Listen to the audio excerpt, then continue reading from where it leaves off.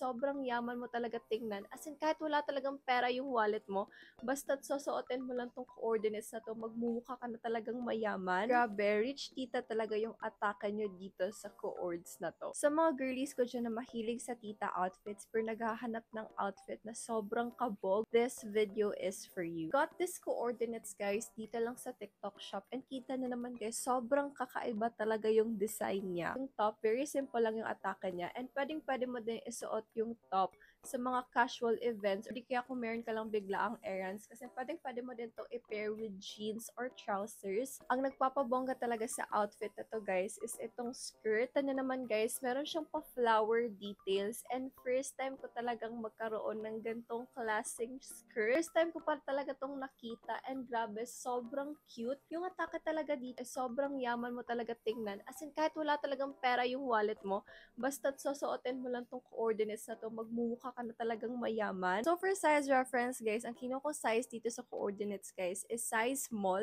Sa top guys, medyo loose pa siya sa akin, pero I think gano'n naman talaga yung design ng top. Tapos sa skirt naman guys, saktong-sakto lang talaga siya, wala na siyang allowance. May bust size is size 34.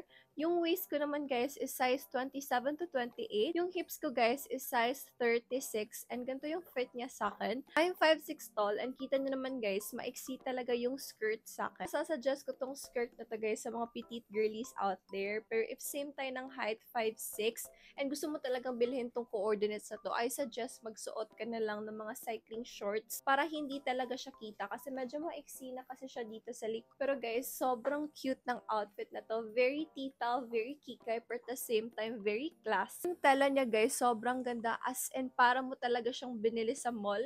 Hindi siya manipis guys, sobrang ganda talaga ng quality. Gusto mo din itong coordinate sa suot-suot ko, ilalagay ko yung link dito sa yellow basket.